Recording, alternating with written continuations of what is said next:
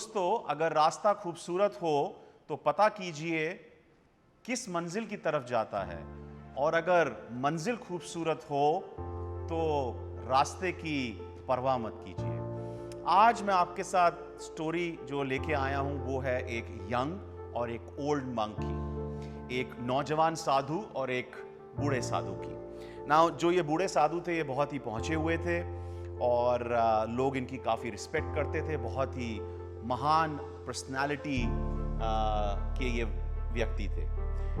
अब जो ये यंग एनर्जेटिक साधु था, जो मंक था, ये अपने बड़े साधु से पूछता है कि एनलाइटमेंट कैसे होती है, मुझे प्रभु कैसे मिल सकते हैं। तो जो बूढ़ा साधु था, जो पहुंचा हुआ साधु था, उसने कुछ सोचा और बोला, ठीक है भाई, अगर तेरे को अपने जिसे कहते हैं ना कि निर्वाणा पाना है तो ये कम से कम 60 दिन का एक प्रोसेस है। और यहाँ से बहुत दूर पहाड़ी के ऊपर एक मंदिर है, एक आश्रम है। वहाँ जब तू पहुँचेगा तो वो तेरा पहला पड़ाव होगा। समझ लेना तूने 50% तो ये रास्ता पार करके निर्वाणा पा लिया और बाकी फिर वहाँ साधना करनी पड़ेगी, बट वहाँ पहुँचना बहुत ज़रूरी है पहले। तो उसने कहा, जी गुरुदेव, जैसा आप कहें मैं तैयार हूँ। उसने कहा, बट कुछ शर्तें हैं। ये उस समय गाड़ियों का तो ज़माना था नहीं, तो उसने कहा हमें पैदल ही चलना पड़ेगा और लगभग 60 दिन का सफ़र है और बीच में आंधी तूफान आ सकता है, बहुत से जंगल आएंगे, शायद हमें कहीं प्रॉपर सोने की जगह भी नहीं मिलेगी, कभी कभी हमें दिनों तक भूखा रहना पड़ेगा, तो ये तुझे तप करना पड़ेगा। तो वो कहता, जी हाँ मैं समझ सकता हूँ, ये निर्वाणा पाने का ही प्रोसेस है।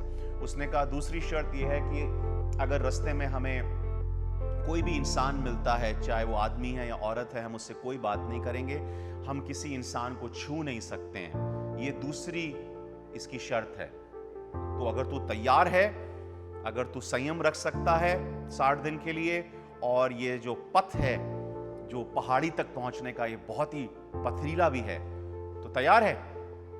अगर तो तू मेरे साथ चल सकता है इन शर्तों को मान के, तो मैं तुझे ले जाने के लिए तैयार हूं, बोल। तो जो यंग साधु है वो कहता है, जी गुरुदेव, मैं तैयार हूं। अब वो चलते हैं, चलते चलते चलते कभी उनके पैर में चोट लगती है, कभी आंधी आती है, कभी बारिश आती है, कहीं कहीं दिनों तक उन्हें रास्ते में भिक्षा नहीं मिलती, कुछ खाने को नहीं मिलता है। 10 दिन, 12 दिन, 15 दिन, 16वें दिन के आसपास बीच में एक जंगल आता है और जंगल के आगे एक नदी होती है और उन्हें वो नदी को पार करना होता है और नदी का काफी तेज बहाव होता है। दूर से वो एक महिला की, एक औरत की, मुझे बचाओ बचाओ बचाओ, वो एक महिला की आवाज सुनते हैं। और जो छोटा साधु है उसको तो पता है भाई, रूल है कि हम तो किसी इंसान को, आदमी या औरत को छू भी नहीं सकते, तो बचाना तो दूर की बात है, और बचाने के लिए तो नदी में जाना पड़ेगा, जबकि कि उनको उसी नदी से पार जाना होता है उस पहाड़ी पे पहुंचने के लिए।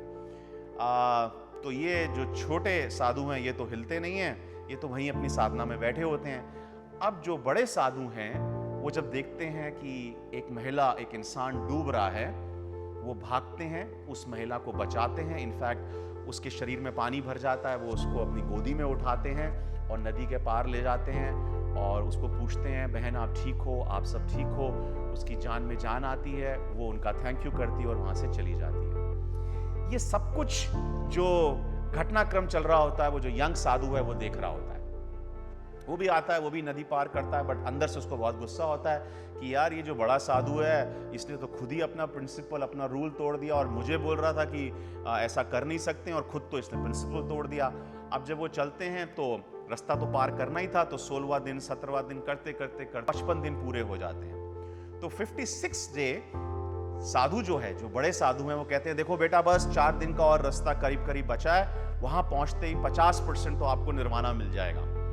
और मैं तो बहुत खुश हूं, मुझे उम्मीद है आप भी बहुत खुश हैं। अब वो 55th डे जो छोटा साधु है, इतने दिन तो वो बात भी नहीं करता उनसे, 16वें दिन से लेके 16वें दिन से लेके 55th डे तक। बट 55th डे वो मुंह खोलता है और बोलता है, महाराज आपने तो खुद ही अपना वचन तोड़ दिया, आप कैसे साधु हैं? आपने तो क्लियरली बोला था किसी इंसान को हाथ नहीं लगाना, और आपने वो 16वें दिन यानी कि तकरीबन 30 दिन पहले उस लेडी को बचाया था, ये तो गलत था। तो साधु मुस्कुराते हैं और बोलते हैं, बेटा 29-30 दिन से वो बात तू अपने दिल में लेके बैठा हुआ था, तू मुझे उसी दिन बोल देता। राइट? तो दोस्तों, हमारे साथ भी ऐसा बहुत बार होता है कि छोटी छोटी बातें हम मन में घर कर बैठते हैं और वो गुबार बन जाती हैं, और जिस दिन वो बाहर निकलती हैं तो वो गुस्से का रूप ले लेती हैं।